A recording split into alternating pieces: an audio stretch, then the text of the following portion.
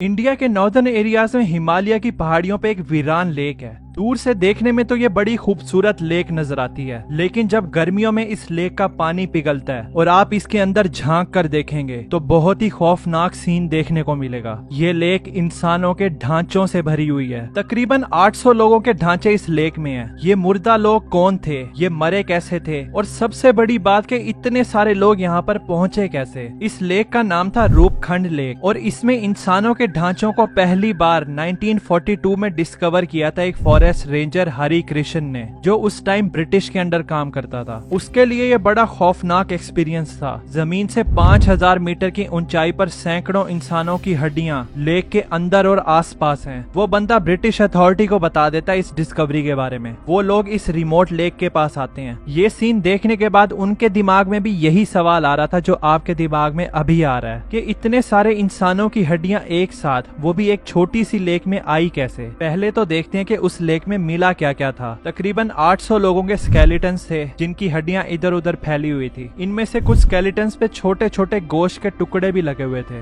जिसका ये मतलब था कि ये हड्डियां ज्यादा पुरानी नहीं है। इनमें से कुछ स्केलेटन्स के माथे वाली साइड पर हड्डी ऐसे गायब थी जैसे उसको तराशा गया हो, और इनमें से कुछ स्कल्स पे क्रैक के निशान थे। कुछ स्कल्स में तो बहुत बड़े बड़े सुराख थे, जैसे कोई चीज आसमान से बहुत बुरी तरह बरसी हो। इतने सारे लोग एक जगह पर एक ही लेक में, वो भी बहुत बुरी इंजरीज के साथ। तो आप खुद बताओ, इसकी पॉसिबिलिटी तो यही होगी कि शायद ये लोग सोल्जर्स थे। वैसे ब्रिटिशर्स को भी जब इन स्केलेटन्स के बारे में पता चला था तो उन्होंने भी यही बोला था कि ये शायद जापानीज सोल्जर्स हैं। वैसे भी 1942 में वर्ल्ड वॉर चल रही थी। डर तो था कि जापानीज इंडिया पर हमला कर सकते हैं, तो ब्रिटिशर्स ने ये अज्यूम किया कि जापानीज हिमालय की पहाड़ियों से होते हुए इंडिया आ रहे होंगे, तो वहीं पर ही इन लोगों को मार दिया होगा। लेकिन जब इन हड्डियों को एग्जामिन किया जाता है तो पता चलता है कि ये एक्सप्लेनेशन बिल्कुल ही गलत है, क्योंकि जब इन हड्डियों की कार्बन डेटिंग होती है तो पता चलता है कि ये हड्डियां 500 साल पुरानी हैं, और वो जो हड्डियों के साथ गोश्त के टुकड़े थे, हिमालय की पहाड़ियों की कंडीशन ही इस तरह की है कि वो बर्फ में प्रिजर्व हो गए होंगे। अब ये लोग जापानीज सोल्जर्स तो थे नहीं, तो आखिर ये लोग थे कौन, और ये सब आइसोलेटेड लेक में पहुंचे कैसे। इस मिस्ट्री को लेकर बहुत सारी थ्योरीज सामने आई थी। कुछ लोग बोल रहे थे कि बहुत सारे लोगों ने यहाँ पर आकर मास सुसाइड कर ली। कुछ लोग बोल रहे थे कि ये लेक बहुत बड़ी कब्र है, तो कुछ लोग ये बोल रहे थे कि यहाँ पर एंशिएंट बैटल हुई थी जिसकी वजह से यहाँ पर इतनी सारी लाशें मिली हैं, या फिर ये लोग हिमालय की पहाड़ियों की सख्त सर्दी की वजह से मरे होंगे। करीब 50 सालों तक कोई भी इसको प्रूव नहीं कर पाया था कि यहाँ पर हुआ क्या था। लेकिन फिर नेशनल जियोग्राफिक की टीम 2004 में इस लेक को विजिट करती है हड्डियों को स्टडी करने के लिए। इन्होंने इन हड्डियों के मॉडर्न साइंटिफिक टेक्निक से एनालिसिस करवाए। इसके रिजल्ट ने तमाम पुरानी थ्योरीज को ही गलत साबित कर दिया।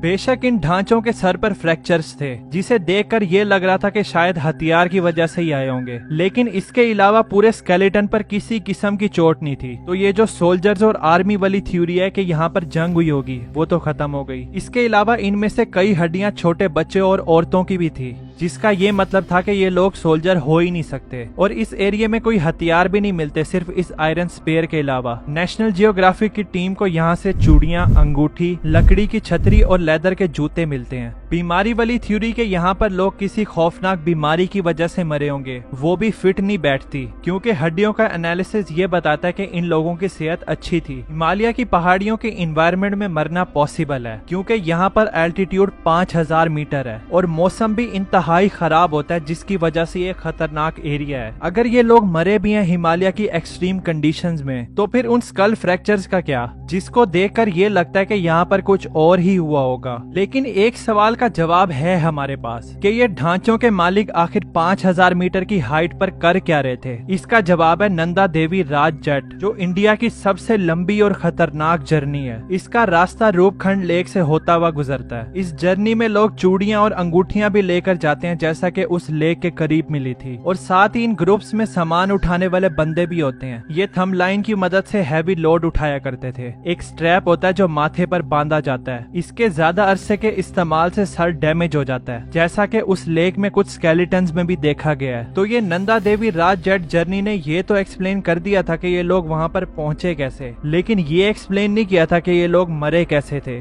देखो, सैकड़ों मुसाफिर थे जिनको देखकर ये लग रहा था कि वो किसी चीज के गिरने गिरने से मरे हैं जो राउंड थी, और निशान भी स्कल के सिर्फ ऊपर वाली साइड पे थे। इसके अलावा किसी किस्म की चोट और बीमारी का नामो निशान नहीं था। एक तो हिमालय का ये एरिया बहुत ही एक्सट्रीम था मौसम के लिहाज से, और दूसरा के रूपखंड लेक बहुत ही ओपन एरिया है। यहाँ पर अगर किसी को जल्दी में कहीं छुपना है तो ना ही यहाँ पर दरख्त है और ना ही किसी किस्म का साया। आप सही सोच रहे हो, ये बेचारे मुसाफिर बहुत ही खौफनाक ओलों की बारिश की लपेट में आ गए होंगे। उन ओलों का साइज क्रिकेट बॉल जितना होगा। ये वाली थ्योरी परफेक्टली सूट कर रही थी अब तक की रिसर्च के मुताबिक जो नेशनल जियोग्राफिक की टीम ने की थी। तो फाइनली ढांचों से भरी हुई लेक का केस सॉल्व हो गया, और यही चीज उस वक्त लोगों ने भी सोची थी। सही समझ रहे हो, यहाँ पर एक ट्विस्ट है। 2019 में एक और रिसर्च टीम रूपखंड लेक जाती है हड्डियों का एनालिसिस करने के लिए। ये लोग 39 ढांचों के सैंपल्स को दुनिया भर की मॉडर्न लैब्स में भेज देते हैं, और जो टेस्ट का रिजल्ट आता है वो तो सब कुछ ही बदल देता है जो हमें आज तक रूपखंड लेक के बारे में पता था। जैसे मैंने पहले बताया था कि कार्बन डेटिंग से पता चला कि ये बोन्स 500 साल पुरानी थी, लेकिन वो टेस्ट 1956 में हुआ था जब टेक्नोलॉजी इतनी खास एडवांस नहीं थी। तो 2019 के एनालिसिस ने इन बोन्स को बड़े एक्यूरेट तरीके से डेट किया था कि ये कितनी पुरानी है, और जब रिजल्ट पता चलता है तो वो मोटे मोटे ओलों की थ्योरी को भी उड़ाकर फेंक देता है। ओलों की थ्योरी के लिए सारी बोन्स को एक ही टाइम पीरियड का होना चाहिए था, लेकिन यहाँ ऐसा नहीं था। इस लेक में कुछ हड्डियां एक दूसरे से 1000 साल पुरानी थी, और सिर्फ यही नहीं बल्कि एनालिसिस से ये भी पता चलता है कि यहाँ पर दो जेनेटिकली डिस्टिंक्ट ग्रुप हैं। पहला ग्रुप जो सबसे पुराना था 800 AD का, ये ग्रुप इंडियन ओरिजिन का था, जिसकी तो चलो समझ भी आती है कि ये लेक इंडिया में ही है। लेकिन दूसरा ग्रुप वो 19th सेंचुरी का था, और ये ग्रुप ईस्ट मेडिटेरेनियन से आया था,